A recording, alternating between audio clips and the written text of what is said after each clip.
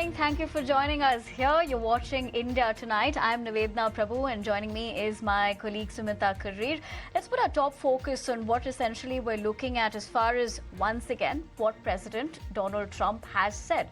Because he also went on to point out that he will announce new tariffs on pharmaceuticals and semiconductors in a week, starting with a small tariff on pharma that will rise sharply to 150% and eventually 250% in a year.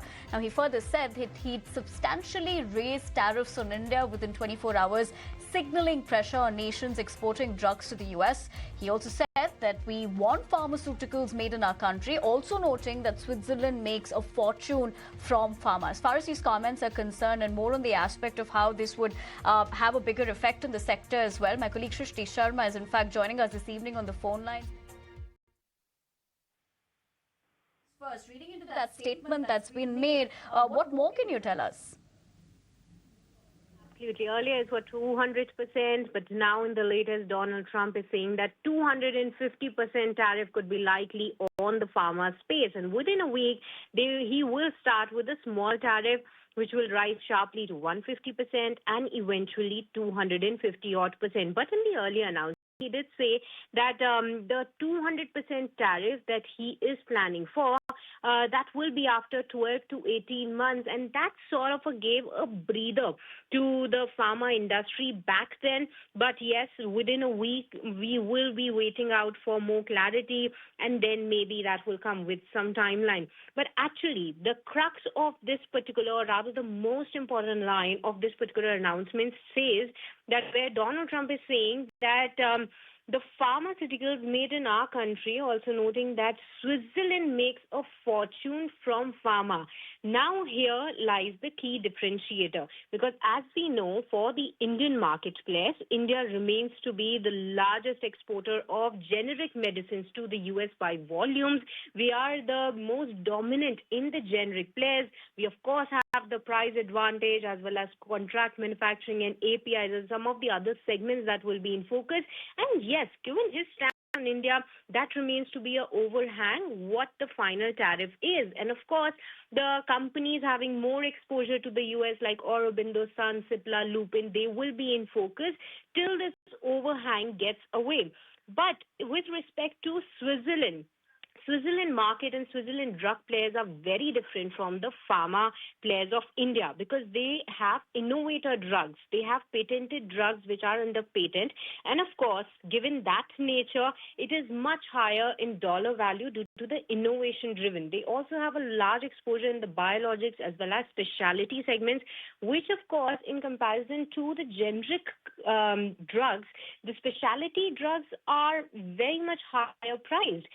And that's where Donald Trump is emphasizing that Switzerland makes a fortune and that he wants to curb and maybe put some tariffs on that. We have companies like Novartis, Roche.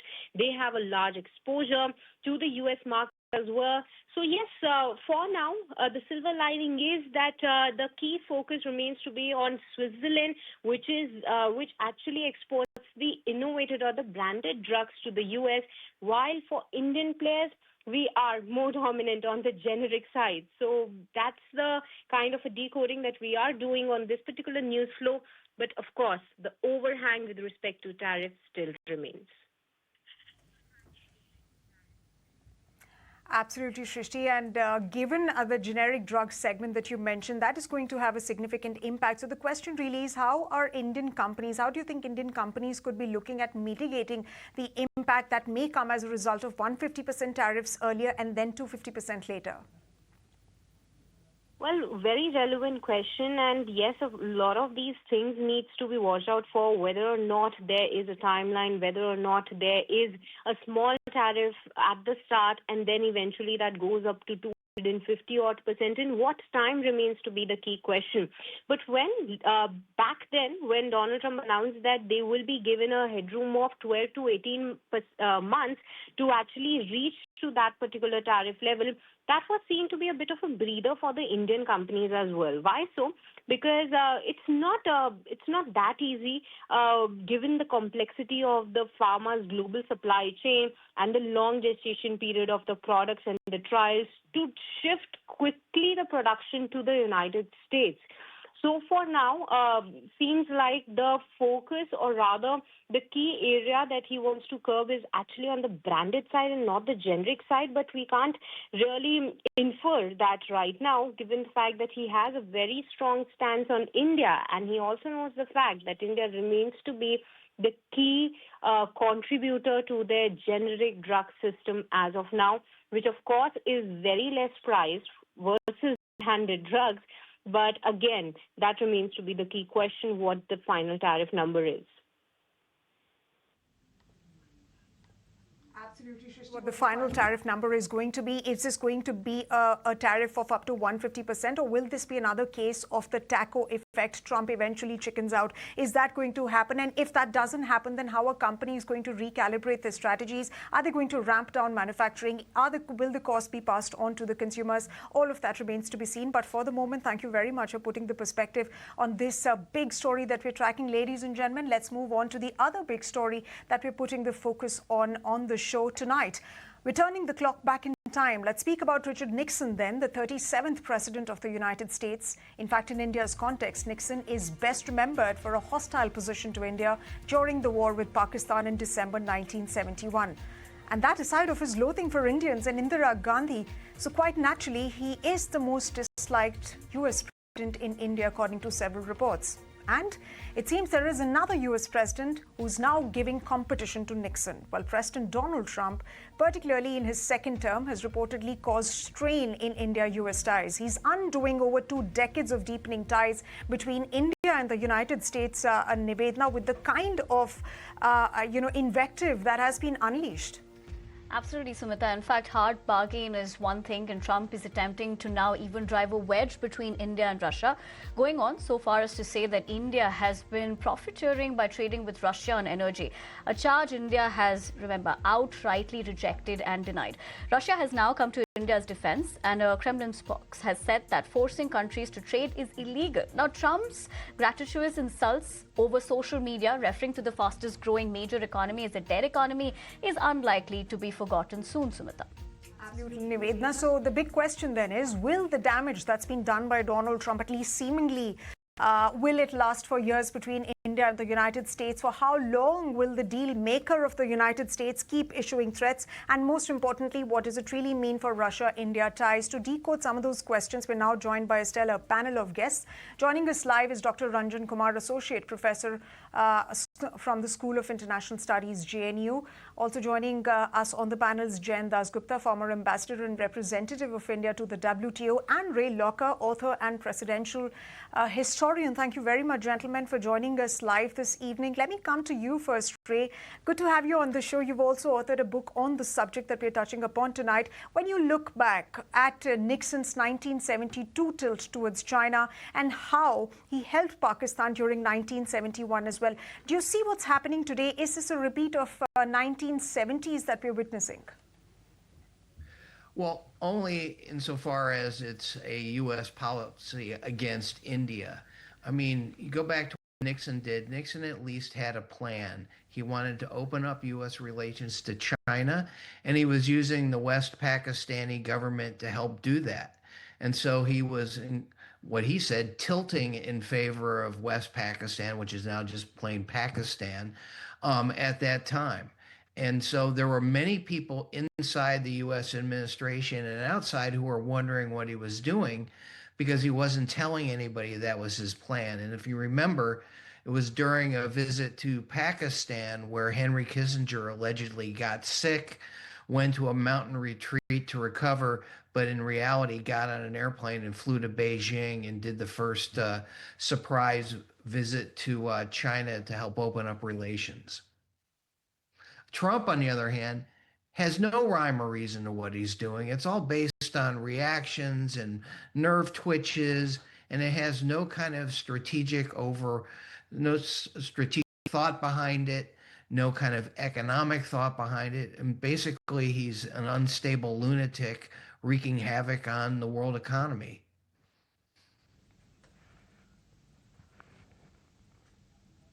Right, Ray. In fact, as you point that out as well, Dr. Kumar, how do you view essentially the same thing, given, after 6 decades, what we're looking at here, and also, the conversation about Pakistan and how the White House is again warming up to Islamabad. Is that leverage against India or an enduring U.S. strategy of balancing South Asia?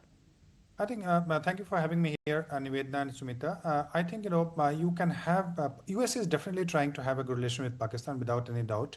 But some of the statements which have been made by President Trump vis-a-vis Pakistan, I think they are unrealistic, impractical. For instance, he said that he's going to invest in the energy sector, and a few companies have been trying to explore energy in Pakistan for a few years, and they come with anything at all. So I think Pakistan is useful for United States for a number of reasons. One is because of ongoing conflict in Iran, Israel-Iran conflict, and that was exactly the time when Asim Munir was called to meet President in the White House. So because of that, also because of Afghanistan, because Afghanistan remains an important state from US perspective, also because of terrorism, etc. And as Trump said that he would like to keep an eye on China through Afghanistan, etc. So because of that, but also what Trump is doing, that he is trying to put pressure on India by making some statement which is very pro-Pakistan, and also by inviting some of the leaders. So these are the reasons why US seems to be inching towards Pakistan. But let me tell you, they don't have very stable kind of partnership at this moment, and it's very unlikely to have to go into a stable relationship. Partly because Pakistan's economy is very small economy, and Pakistan, the biggest threat of United States at this moment geopolitically is China. And China, if US wants to contain China, it has to take India on its side, and United States policymakers know it very well. So they cannot rely on Pakistan the way they did it during the Cold War period, because they wanted to contain a Soviet Union that period. Soviet Union doesn't exist. So far as this policy of Kissinger, what you said, the kind of diplomacy, ping pong diplomacy that was played by Kissinger in 1970s when US and China went closer to contain Soviet Union. I think Trump did it initially when Trump tried to create a rift between Russia and China, and Trump wanted to bring Russia to his side to contain China. But unfortunately, as Right. Trump being Trump, that policy didn't work out, and he also lost his goodwill that he had with every day with Russia. Same is happening with India, unfortunately, that if the kind of statements which are being made by Trump, if it goes on is uncontained, then probably a time will come that India will start retaliating.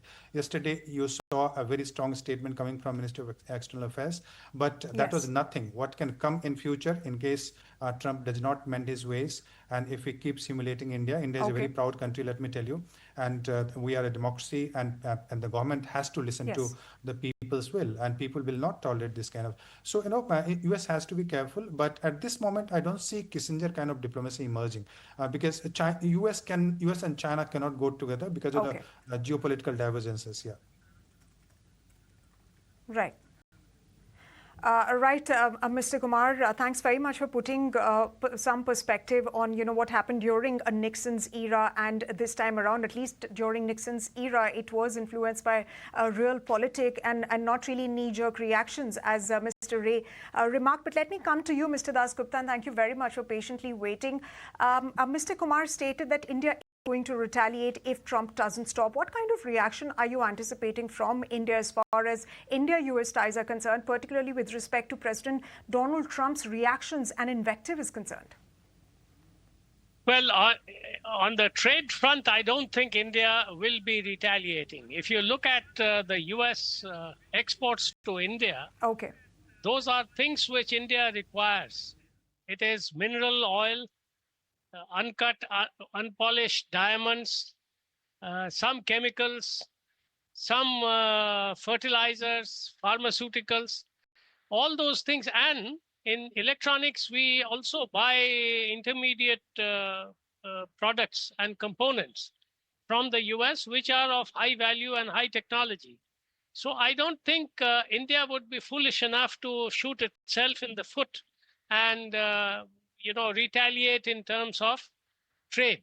But having said that, India retaliate on 28 products during the first Trump regime, when it was done as a signal that India can also retaliate, and it was aimed at certain constituencies which were supporters of the Republicans, especially on the West Coast. In this case, the soya, for instance, is grown in the Midwest, and they are very strong supporters. The states where soya is grown extensively, they are very strong supporters of President Trump. In the first stint of President Trump, China had stopped buying soya, and they buy about 30 million tons of soya. They used to at that point of time.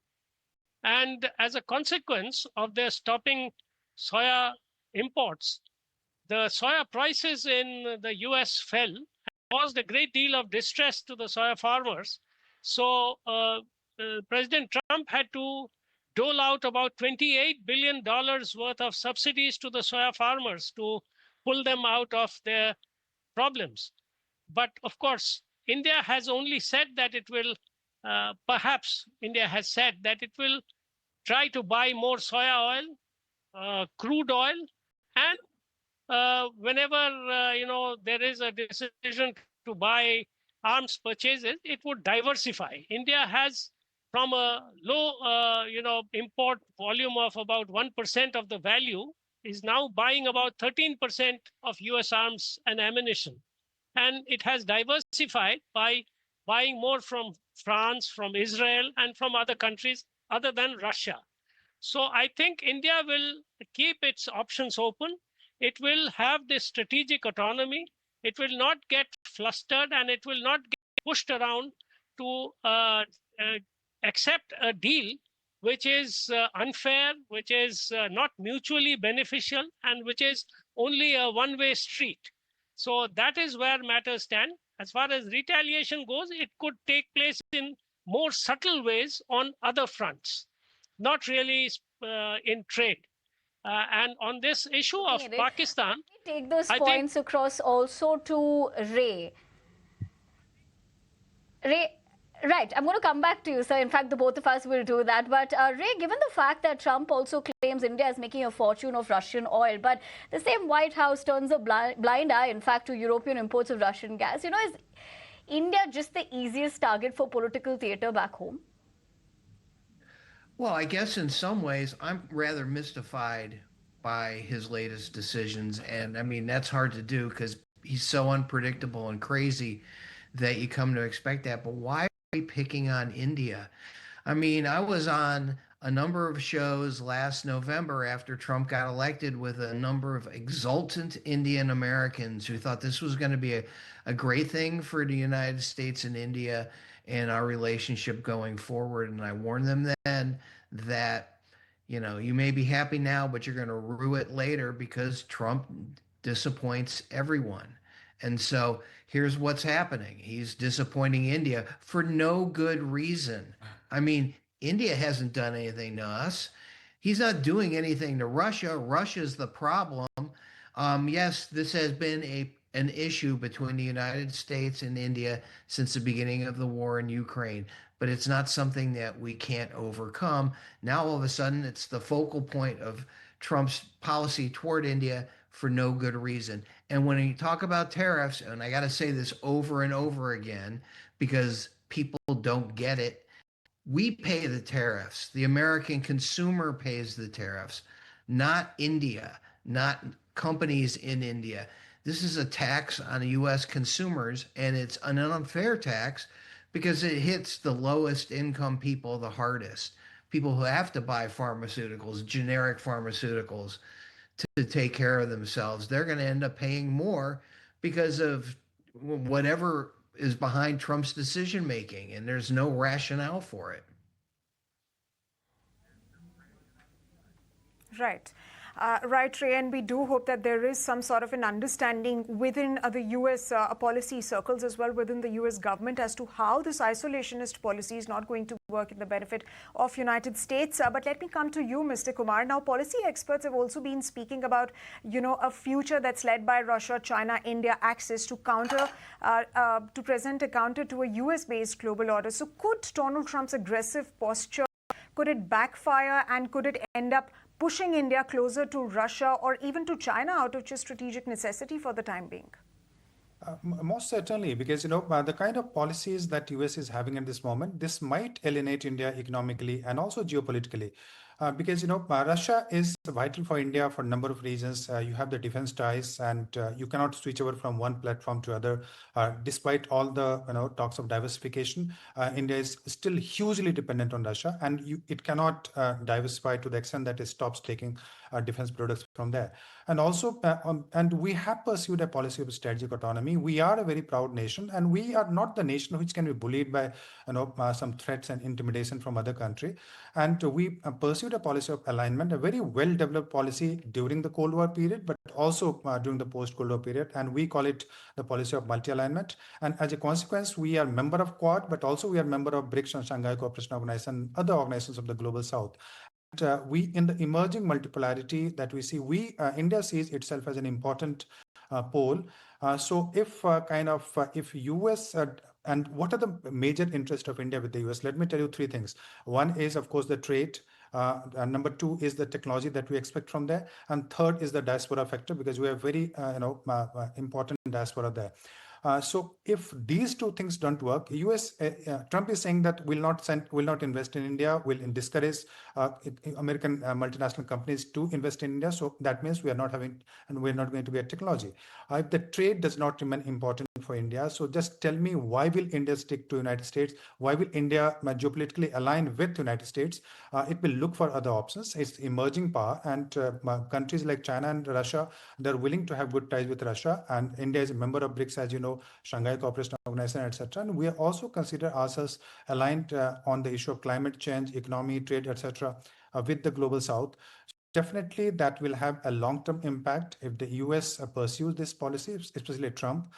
So it will kind of alienate India and push India to the other side. Right, so in fact, as you make those remarks as well, and the way you're, of course, looking at it from your purview, Ambassador Dasgupta, from your vantage point in trade negotiations, how do you, in fact, deal with the US administration that opens talks with maximum pressure rather than compromise? It's very difficult to deal with the current US administration when every decision is being taken on irrational grounds, and that too by the head of the administration. It is not, permeating upwards from the negotiating team and from the USTR, etc. So everything is, he's calling the shots. He's taking even the smallest of decisions, and he's changing his decisions very fast from day to day, in fact. So it is just not possible to negotiate with such a person. Today it is Russian oil and military purchases, but he's also mentioned things in the recent past about BRICS being anti-US, and any country which is a member of BRICS will also have to pay additional tariffs. So and Brazil has been slapped with tariffs because it is the present administration is considered to be inimical to the former president Jair Bolsonaro. So there are, there is no stopping. We don't really know what we are dealing with. So I think this issue of negotiating successfully with President Trump in his present avatar is just not possible. If he goes ahead and does this, it does implement the tariffs from the 7th of August, then I think India will possibly try to ride it out, wait for better times to come. And one of the things which economists are mentioning increasingly is that as Ray has also mentioned, this is going to hit, the tariffs are going to be paid mainly by the consumers. Of course, the recent studies show that about 60% will be paid by the US consumers, and the rest will be shared between the importers and the exporters from India and other countries. So what will happen is that the US consumer will end up paying much more than in the past. And the tariffs being pretty high, they are going to feel the pinch in the most serious manner, the poorer people. So what will happen is that this is going to cause a backlash, and come the middle of 2026, when the US would be in election mode for the midterm elections to the US Congress, there would be definitely a kind of pushback from even the Republicans on President Trump, or even before that. And he will be forced to change his stance and reduce the tariffs. Whether he does it against India after having imposed it from the 7th of August is something which we can't really foretell. Because if it is something which is he's taken a personal affront to, one doesn't know. But he's not going to do it with respect to China, because China has many strategic advantages over the US. For instance, it brought the US to the negotiating table, so to say, by just shutting off the exports of rare earth magnets. So India doesn't have that kind of, I think, strategic tool, but it can do other things. And I don't think really that in the world of geopolitics, India is going to be weaned away from the side of the US just because President Trump is acting in a totally irrational manner. Absolutely. Absolutely. Absolutely, Mr. Dasgupta, and this is a relationship that's gone on for many decades. It's it's been quite strong, rather, and irrespective of whichever administration has been in power, this is one relationship that has stood the test of time. And of course, it has diversified into very many categories, very many sectors. Most recently, technology, defense, and of course the semiconductor sectors as well. But let me come to you, Ray. Now, Ambassador Dasgupta is perhaps hinting at sometime in 2026, where perhaps Trump will get a reality check. What, in your opinion, will happen, and where does this really stop? When will Donald Trump stop, and when will he actually come in damage control mode, whether it's related to his tariffs policy or whether it's related to his policy with respect to his allies, including India? Well, you're seeing what people are worried about right now. That's why in Texas they're trying to redraw the congressional district lines to help Republicans there in the midterms next year. I mean, which I think is just absolutely criminal. You're only supposed to redo the lines every 10 years after a new census.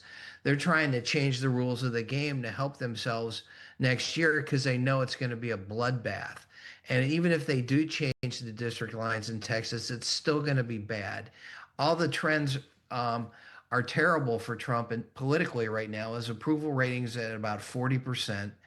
You're starting to see some people actually Republicans speak up against some of the things he's been doing, such as the firing on Friday of the head of the Bureau of Labor Statistics, the agency that handles the unemployment rate. So there are people who are looking around and saying maybe it's time to speak up.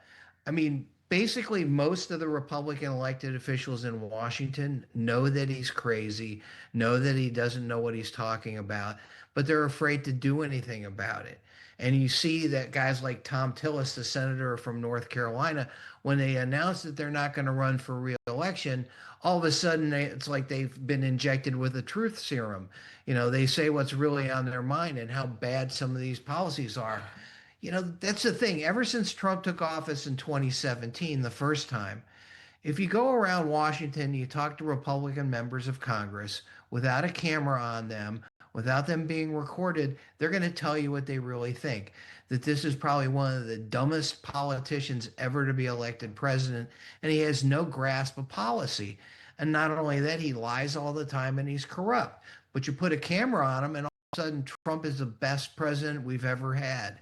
So there's a deep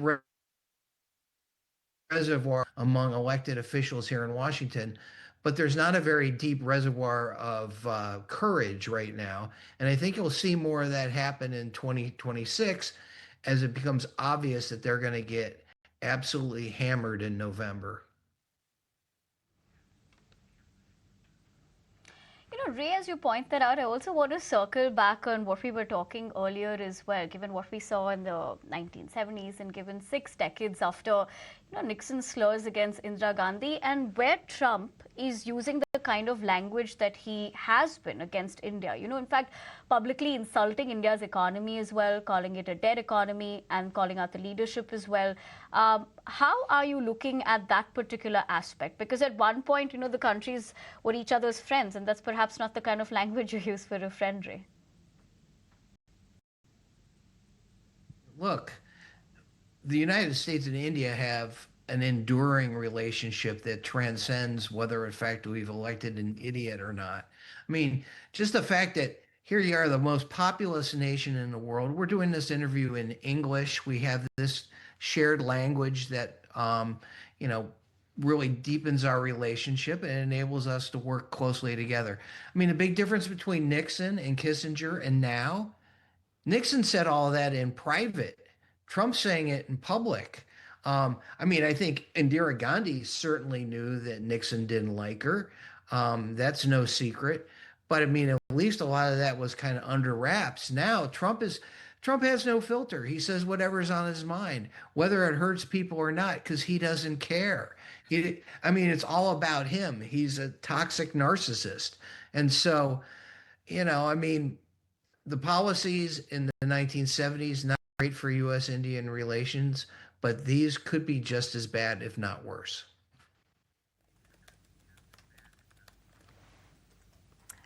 Right, Ray. Thanks for putting that into perspective. Let me come to you, Mr. Dasgupta. Now, Donald Trump is, of course, continuing with his tirade and states that he will substantially raise tariffs over and above the presumably the current 25% rate. And then, of course, he also mentioned that they're going to be secondary sanctions. Will there be an extension of this August 7th deadline, or will the taco effect kick in? What are you anticipating is going to happen from here on, the kind of negotiations that are going to go on between both the sides?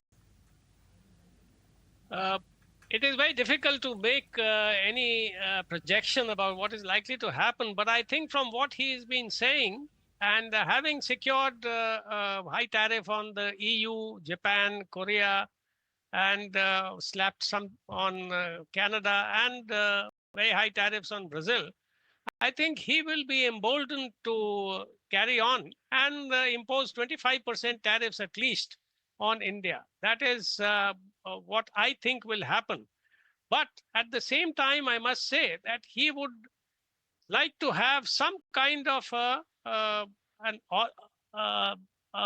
white flag or an olive branch extended by India in terms of even a statement which can enable him to tom-tom about his victory in bringing India down to its knees. So whether that happens or not, because as the other speakers have mentioned, it is also going to have a political cost for India in the domestic arena as well. And if that does not happen, perhaps the tariffs will continue for some time. But the talks which are scheduled to take place from the 25th of August, sixth round of talks for the first tranche of the bilateral tariff agreement, I think that is going to be affected adversely if he indeed imposes the tariffs from the 7th of August. And as he has said just a while ago, he's going to even increase it within the next 24 hours. So that is definitely going to sour the pitch in terms of the trade relationship. And I think this first tranche is unlikely to then get harvested by this fall, late fall, October, November. Madam Mazda, in fact, as you point that out as well, and given the fact that all three of you are viewing it that the way you have, appreciate you joining us, in fact, on the show this evening. But for the moment, that's all that we have the time for to be discussing this further. Hopefully, we will once again have the opportunity to discuss this further once that final number does come in. But until then, thank you very much for taking the time out. Let's also put